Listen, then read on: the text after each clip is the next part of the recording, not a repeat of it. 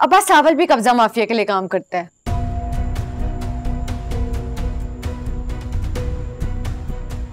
वो उसी सेठ के लिए काम करता है जो हमारी वर्कशॉप हड़पने के लिए हमें तंग कर रहे हैं।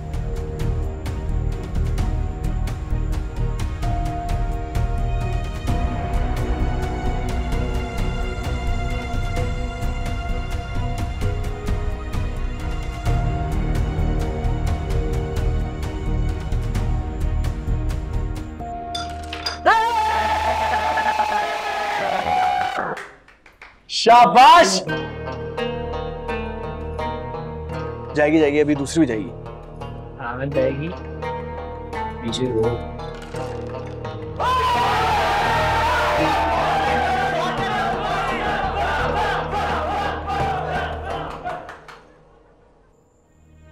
कहा था ना,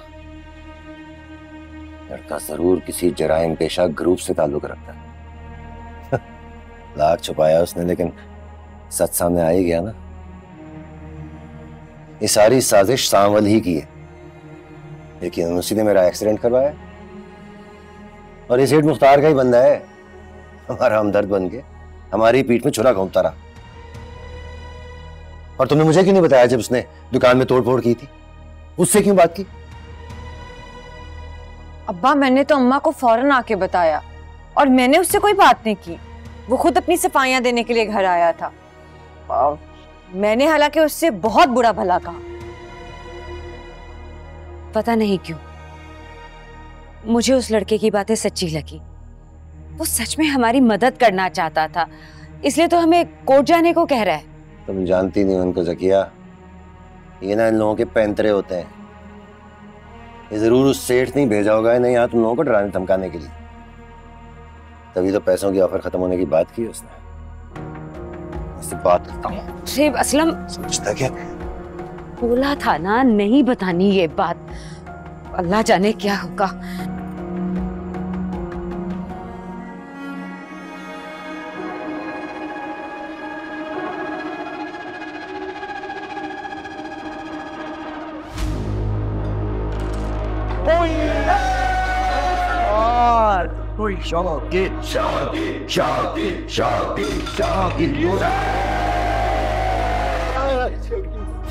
वाह दादा वाह, कमाल कर दिया यार। अब क्वीन की बारी, पट्टा साफ कर दे। अरे ऐसे कैसे, अभी आधा बोर्ड पड़ा हुआ है, ऐसे कैसे जीतेंगे? शाबाश सावल भाई, शाबाश।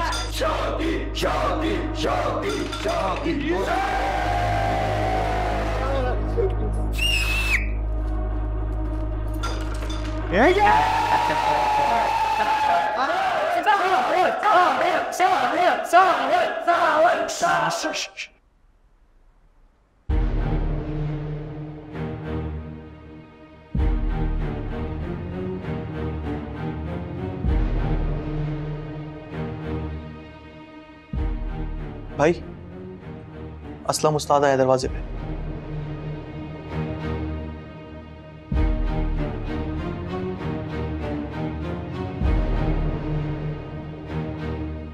खत्म, शोर ना हो।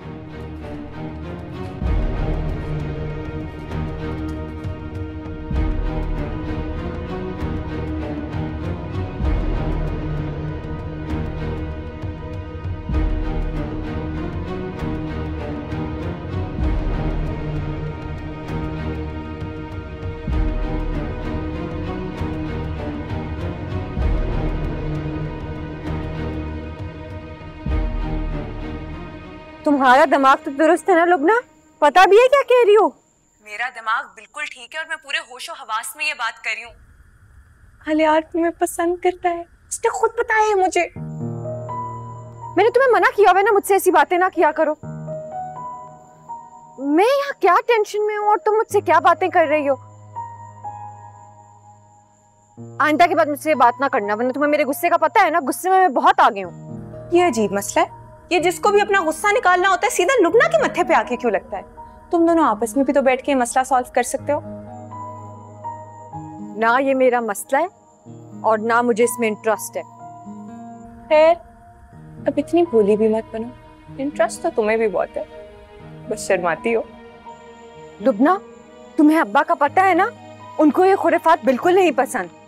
उन्होंने यूनिवर्सिटी मुझे पढ़ने के लिए भेजा है इन चीजों के लिए नहीं भेजा।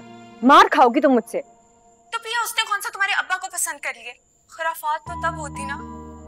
वो तो तुम पे मर मिटा है, पगली दीवाना हो गया तुम्हारा। लुबना, तुम्हें तो कल मैं यूनिवर्सिटी आके देखूंगी। जाओ यहाँ से।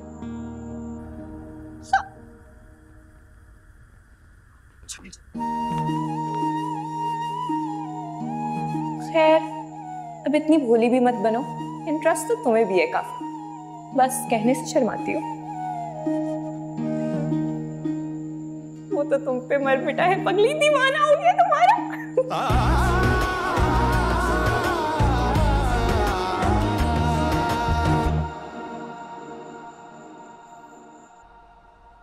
डब्बू क्लब नहीं, तुम्हारा अड्डा है। कब से चला रहे अड्डा? जब से होश संभाला तब से खुद को यहां पाया मेरा साहिब। गरीबों से उनकी जमीन छीन कर बहुत से बात है। एक इज्जतदार मोहल्ले के बीच में रह गया याशियां करते, शर्म नहीं आती थी? गरीबों के लिए अयाशी नहीं होती, टाइम पास होता है असलम साहब। और मैं किसी और के लिए काम करता हूं। खुद के लिए जमीनें छीनता तो आज यहां ना होता। रह गई बात इस मोहल्ले में रहने की, तो हम इज्जतदार हैं, तभी ये मोहल्ला इज्जत देता है। जो इज्जत डर के होती है ना, इससे बड़ी बेइज्जती कोई नहीं होती। मुझे तो यकीन था तुम लोग वही गुंडे और बदमाश, तो कोई शक की गुंजाइश बाकी नहीं रही। आपने मुझे जो कहना है कह लो, कोई बात नहीं, लेकिन इस मामले में आपको गुंजाइश निकालनी पड़ेगी। मुझे तुमसे बातें नहीं करनी है, मुझे तुम्हारे सेठ करीम मुख्तार से बराह रास्त बात करनी है। तुम जैसे बदमाशों को क्यों डाल रहे बीच में? सेठ करीम मुख्तार मेरा सेठ नहीं है, वो मेरे सेठ का दोस्त है, जिसको ठेका मिला है आपकी वर्कशॉप खाली करने का। तो संगाल समझो। जो भी तुम्हारा सेठ है ना, उससे मिलवाओ मुझे, ताकि मैं उसे बराह रास्त बता सकूं कि मैं ये जगह छोड़ के नहीं जाऊंगा। भाई असलम साहब, आप जिद मत करो, ये बहुत खतरनाक लोग हैं, मत उलझो इनसे, मेरी मानो। मैं आपको पैसे दिलवाने की एक आखिरी कोशिश कर सकता हूं। घर की दो मासूम और भोली भाली औरतों को तो ये झांसा दे सकते हो कि तुम बड़े मददगार हो। मैं तुम्हारी बात में नहीं आऊंगा। एक बार इतबार कर लिया ना, दोबारा नहीं करूंगा।